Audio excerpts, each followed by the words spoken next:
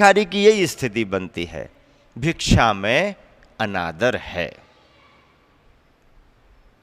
भेंट क्या है?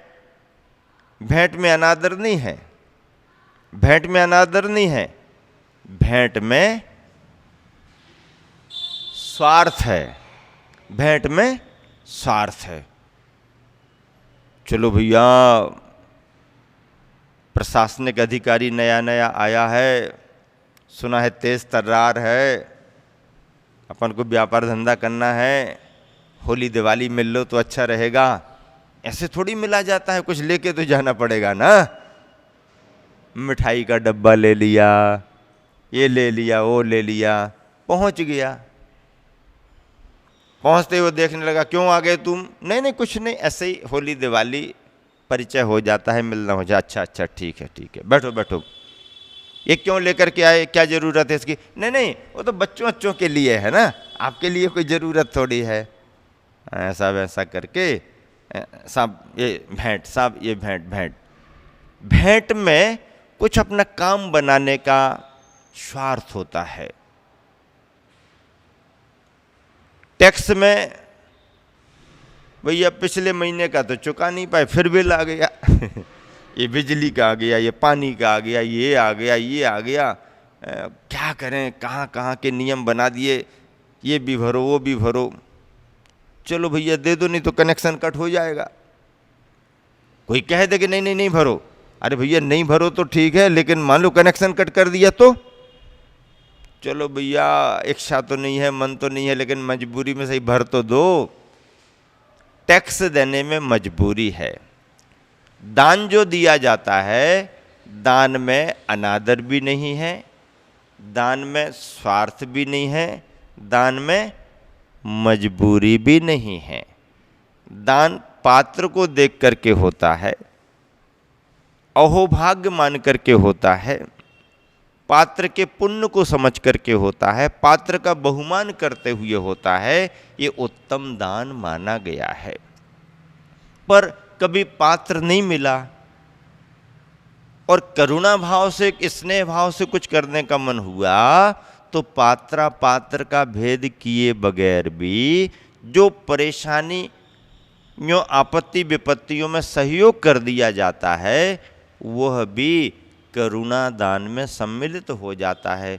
उसमें अच्छे बुरे पात्रा पात्र का भेद नहीं करना पड़ता, जरूरतमंद को आवश्यकता की पूर्ति करा दी, ये भी एक सहयोग माना जाता है, ये भी एक दया का भाव, करुणा का भाव है।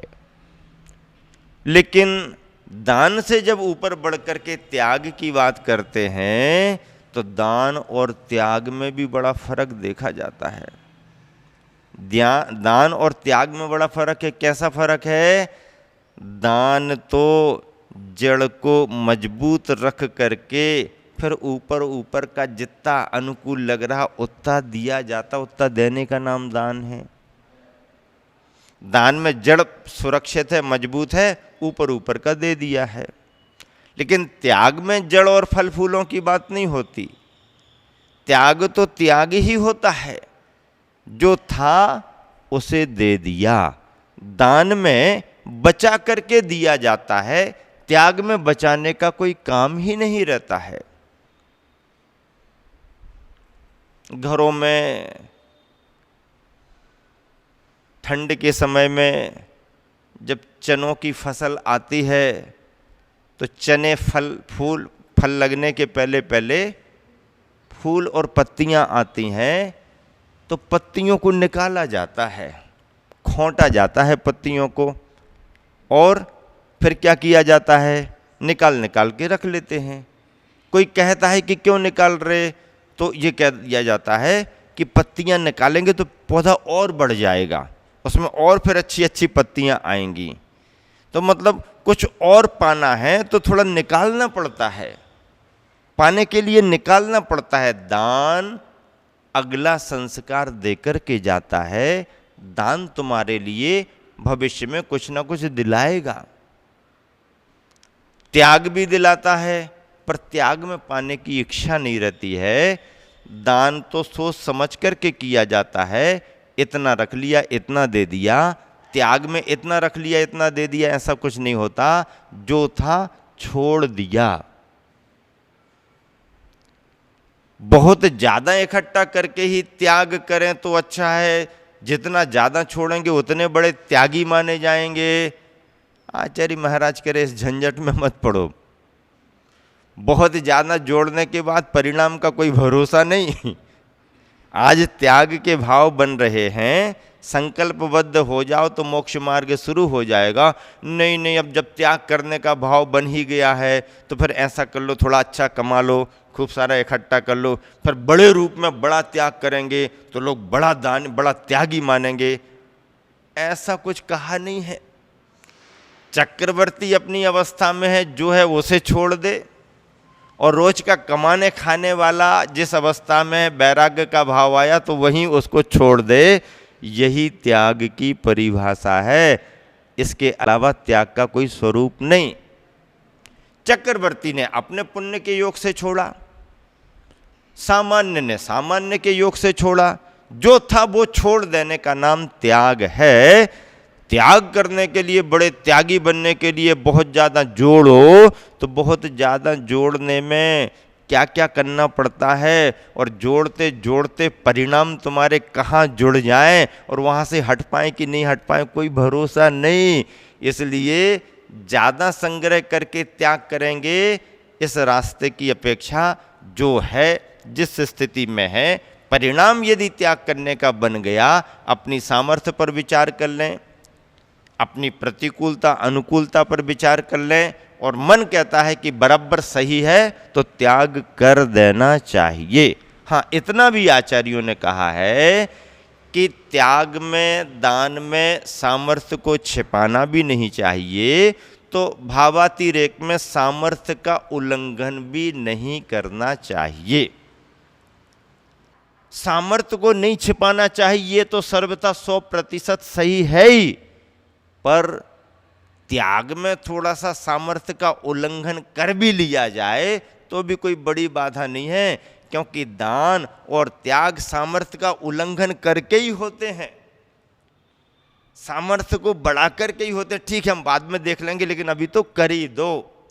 ऐसे त्याग के स्वरूप को जैन परंपरा में अंतरंग और बहिरंग के भेद से 2 प्रकार के परिग्रहों का त्याग कराया गया है।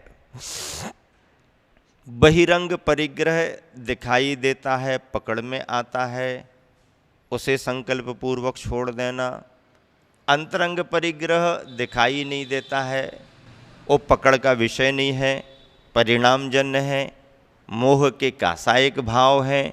उन मोहजन्य कासायिक भावों की निर्वृत्ति भी हमारे अपने ज्ञान तत्व के कारण, हमारे अपने स्वाध्याय के कारण मोहादिक कसायादिक भावों का परित्याग करना ही अंतरंग परिग्रह का त्याग है। ऐसी मान्यता बनाना कि मोहादि परिणाम हमारे नहीं हैं, क्रोधादि भाव हमारे स्वभाव नहीं हैं, चारित्र मोहिनी की प्रकृतियाँ हमारा स्वभाव नहीं है, इनकी वजह से संग्रह वृत्ति होती है, ये बात अलग है, पर ये हमारा स्वभाव नहीं है। इसलिए व्युत्सरामी व्युत्सरामी व्युत्सरामी बोत्सरामी बोत्सरामी बोत्सरामी प्रतिक्रमण पाठ में हम लोगों को इसलिए ये पाठ करना जरूरी होता है, कोहम बोसरामी, मानम बोसरामी, माया बोसरामी, लोहम बोसरामी, यानी ये सब भाव विभाव भाव हमारे स्वभाव नहीं है। अंतरंग से परिणामों की इस तरह की शुद्धि अंतरंग परिग्रह का त्याग कहलाती है। आचार्य समंत भद्र महाराज जी लो, या आचार्य उमा स्वामी के सिद्धांत लो, या आचार्य पूज्यपाद स्वामी, अथवा इन सबके गुरुओं के गुरु आचार्य कुंद कुंद स्वामी के ग्रंथों को लो, सभी ने एक मत से स्वीकार किया है कि जब तक चावल के ऊपर से यानी धान का छिलका नहीं हटेगा, अंदर के चावल की ललामी दूर होने वाली नहीं। चावल की ललामी दूर हो जाए और धान का छिलका हटाना ना पड़े, ऐसा रास्ता तो अभी निकला नहीं। आप लोगों को कोई मशीन मिली बाजार में? महाराष्ट्र के बाज़ार में मिली हो, राजस्थान के बाज़ार में मिली हो, ये बहनें आई हुई हैं इनको मध्य प्रदेश के बाज़ार में मिल गई हो, कहीं सागर की कोई दुकान में है, कटरा बाज़ार में कोई दुकान मिल गई हो, गंज वासौदा में कोई दुकान खुल गई हो, नहीं खुली, कोई दुकान नहीं खुली। किसी कंपनी ने ऐसी कोई मशीन नहीं बनाई कि चावल का छिलका दूर ना हो और अंदर की ललामी दूर हो जाए। क्यों भैया, अमरावती में कोई है दुकान? भुसावल में नहीं है, कहीं नहीं है, कोई दुकान नहीं बनी, कोई सामान नहीं बना, कोई कारखाना ऐसा नहीं है जो ये बना दे, ये बता दे कि हमने ऐसी मशीन तैयार कर दी कि चावल का छिलका दूर किए बगैर चावल की ललामी को दूर कर दिया जाए। चाहे उत्तर प्रदेश हो, चाहे मध्य प्रदेश हो, चाहे कोई प्रदेश हो, आत्मा के प्रदेशों से विभाव भावों को दूर करना ही पड़ेगा। और आत्मा के प्रदेशों में शुद्धि का भाव तब तक नहीं आ सकता जब तक कि बहिरंग परिग्रह का त्याग न हो जाए। शुभचंद्र आचार्य महाराज ने ज्ञानार्णव में ध्यान के तत्व में त्याग को लेकर के बहुत बड़ी बात कही। मुनि के लिए अष्टांग योग का विधान किया है। यम, नियम, प्राणायाम, प्रत्याहार, ध्यान धारणा, समाधि आदि आदि, इन सब में बहुत बड़ी बात है, क्योंकि ये योगी का लक्षण है। साधक योगी होता है, अष्टांगों से समन्वित होता है, और ऐसे त्याग के स्वरूप को जैन परंपरा और दिगंबर जैन परंपरा ने जिस रूप में प्रस्तुत किया है, आज दुनिया में किसी के पास ऐसा तत्व नहीं है। अनमोल तत्व हमारे पास आया है। हमारे गुरुवर आचार्य श्री तो इस वीतरागता के तत्व की प्रशंसा करते करते कितने प्रमुदित होते हैं, कितने प्रसन्न होते हैं। एक बार का संस्मरण मुझे याद आ गया। गुरुवर आचार्य श्री इरियापद भक्ति में बैठे हुए थे। इरियापद भक्ति वो होती है जो मुनि संग, आर्य का संग, आहारचर्या संपन्न करके वापस आकर के आवागमन संबंधी, आहार संबंधी जो भी जाने अनजाने अतिचार आदि लगे हों तो उनका प्रतिक्रमण करते हैं। पाठ निश्चित है इरियापद का।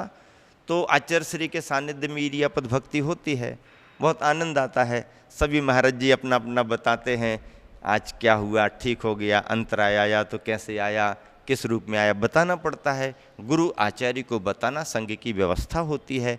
आचार्य का शिष्यों पर ख्याल रहता है, स्वास्थ्य का ख्याल रहता है, चर्या का ख्याल रहता है। उनको मान लो विहार करना है, उनको कोई किसी तरीके से कोई कार्यक्रम निश्चित करना है, तो संघ की हर जानकारी को रख करके एक आचार्य महाराज अपने संघ के कार्यों का निर्णय करते हैं। ये संघ की अपनी एक व्यवस्था। और इरियापद का दृश्य तो इतना मनोरम और प्रसन्नतामय दिखता है कि लोग तरसते हैं उस दृश्य को देखने के लिए।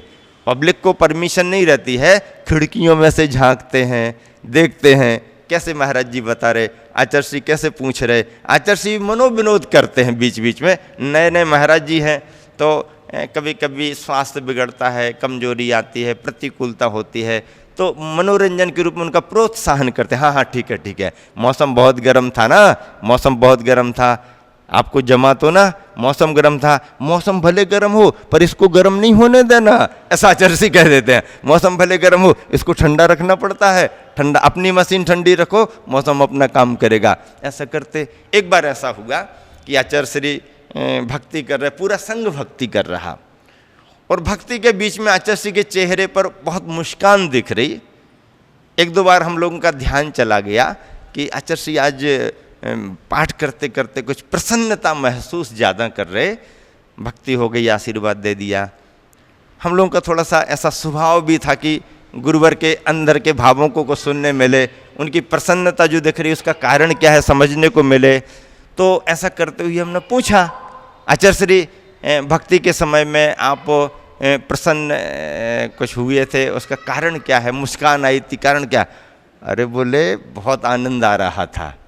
क्या आनंद आ रहा था आचार्य श्री, क्या आनंद आ रहा, जो आनंद तुम लोगों को नहीं आ सकता है वो मुझको आ रहा था। आचार्य श्री क्या आनंद है बताओ। आचार्य श्री कहते तुम लोग क्या देखते हो, तुम लोग क्या देखते हो, भक्ति करते समय तुम्हें क्या दिखता है। हमने कहा आचार्य श्री हम लोग भक्ति करते हैं और गुरुवर सामने बैठे दिखते हैं, हमको बहुत प्रसन्नता होती कि गुरुवर सामने है, वीतरागी मुद्रा, और हम लोग आपका स्वरूप देखते हैं और भक्ति करते हैं। अरे बोले तुम समझते नहीं हो, तुमको तो एक ही देखते हैं, मुझको देखो कितने वीतरागी, कितनी वीतरागी मूर्तियां एक जैसी दिखाई दे रही, एक जैसी वीतरागी मूर्ति दिखाई देती, कितनी प्रसन्नता होती होगी। तो आचार्य श्री क्या सोच रहे थे आप। बोले मैं ये सोच रहा था कि जैसे महाराज यहाँ बिल्कुल पास पास बैठे हुए हैं, एक सी मुद्राएं हैं, ऐसे ही तो सिद्धालय में सिद्ध भी ऐसे ही मुद्राओं में बैठे रहते हैं, एक सा स्वरूप। जो स्वरूप तुम सबका मुझको यहाँ से दिखाई देता है, वो स्वरूप तुमको वहाँ से दिखाई नहीं दे सकता। इस बात की मुझे प्रसन्नता हो रही थी। कितना बढ़िया आचार्य श्री का अनुभव, और कैसा उत्तर आचार्य श्री के भावों से निकला। अपार आनंद की अनुभूति गुरुवर के चरणों में बैठने पर होती है। रोज रोज नए नए संस्मरण उनके अनुभव से सुनने को मिलते हैं। गुरुवर के अनुभव तो बहुत सुने, लेकिन आज पूरे देश की जनता श्रद्धालु लालायत हैं कि ऐसे अनछुए पहलू, अनसुने प्रसंग भी गुरुवर के हम लोगों को सुनने को मिले हैं। तो समय समय पर आचार्य श्री के जीवन प्रसंगों को भी सुना देते हैं। और सुनीति शतक तो अभी अपना क्रम में चल ही रहा है, त्याग की बात चल रही है। त्याग परिश्रम से ही होता है, श्रमण का नाम श्रम से ही है। श्रमण का जीवन सुविधामय हो ही नहीं सकता।